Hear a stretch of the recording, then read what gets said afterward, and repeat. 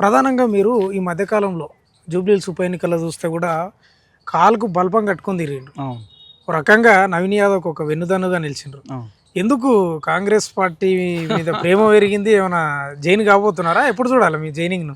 నేను ఇప్పుడు నా వీడియోలు అన్నీ చూడండి. ఒక మాట, నేను కాంగ్రెస్ చేసిన పథకాల, సంక్షేమ పథకాలు కావచ్చు, లేదంటే అభివృద్ధి పథకాలు కావచ్చు, నేను ఎక్కడ కూడా ప్రచారం చేయలే. ఒక వీడియోలన్నా చూపించండి, ఇగో కాంగ్రెస్ పార్టీ, ఇగో పలానా ఈ పని చేసింది, ఓటేయండి అని ఎక్కడ చెప్పలే. అక్కడ లోకల్లో నవీన్ యాదవ్ వాళ్ళ ఫాదర్ ఎస్పెషల్గా చిన్న శ్రీశైలం యాదవ్ అన్న 40 ఏళ్ళుగా నియోజకవర్గంలో సేవ చేస్తున్నాడు. అనేక మందికి పెళ్ళిళ్ళకు సాయం చేసిండు, అనేక గుడులు కట్టించిండు, చర్చిలకు సాయం చేసిండు, ముస్లింలకు సాయం చేసిండు. అట్లా ఇట్లా అంటే నాకు మంచి పేరు ఉంది ఆ లోకల్లో. ఈ అవతల సైడ్ ఉన్నామేకు అంత పెద్దగా పేరేం లేదు బీఆర్ఎస్కు. ఒకటి, నేను యాంటీ బీఆర్ఎస్.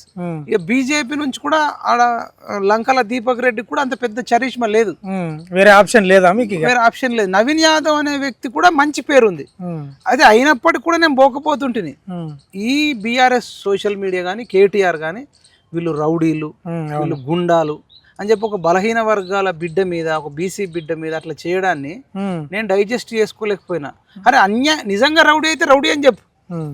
ఇప్పుడు వీళ్ళు ప్రచార రథం కావాలన్నప్పుడు కేసీఆర్ ప్రచార రథంకి వచ్చింది చిన్న శ్రీశైలం అన్న. కవిత పెళ్లికి డబ్బులు లేకపోతే హెల్ప్ చేసింది చిన్న శ్రీశైలం అన్న.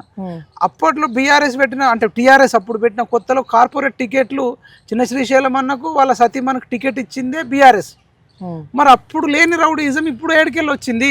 ఆయన రౌడీ అయితే వాళ్ళ డబ్బులు ఎందుకు తీసుకున్నారు, ఆయన రౌడీ అయితే వాళ్ళకి టికెట్లు ఎందుకు ఇచ్చారు అనే క్వశ్చన్ నేను అడిగిన. అంటే జీర్ణించుకోలేకపోయారు కదా మీరు. ఒక అబద్ధం చెప్పొద్దు కదా మంచోళ్ళ మీద అబద్ధాలు చెప్తే ఎక్కడ ఎవరి మీద చెప్పినా నేను వెళ్తా. అంటే కేవలం నవీన్ యాదవ్, చిన్న శ్రీశైలం యాదవ్, మెయిన్ గా నాకు చిన్న శ్రీశైలం యాదవ్ అన్న కొన్ని వేల మందికి భోజనాలు పెట్టిర్రు. ప్రతిరోజు అక్కడ ఉడుకుతూనే ఉంటది అన్నం. ఇప్పుడు పోయినా అన్నం పెడుతుంటారు. మరి బాగా వార్తలు వస్తున్నాయి, అయిపోతుంది త్వరలో జైనింగ్ ఉంటది, ఇక చూడబోతున్నాం. అందుకే యాక్టివ్ గా లేడు, ప్రశ్నిస్తలేడు, ఓయిలో పెద్దగా ఎక్కువ ప్రొజెక్ట్ అయితే లేడు అనేది చెప్తున్నారు. ఇప్పుడు వాళ్ళ నుంచి వచ్చినప్పుడు మనం వెళ్తే బాగుంటది, కానీ మనంతటి మనం రెచ్చగొడితే అది బాగుండదు కదా. ఇప్పుడు ఇప్పుడు ఈశ్వర లాంటి వాళ్ళు చచ్చిపోతారు కొందరు బీసీ నినాదం మీద. అవును.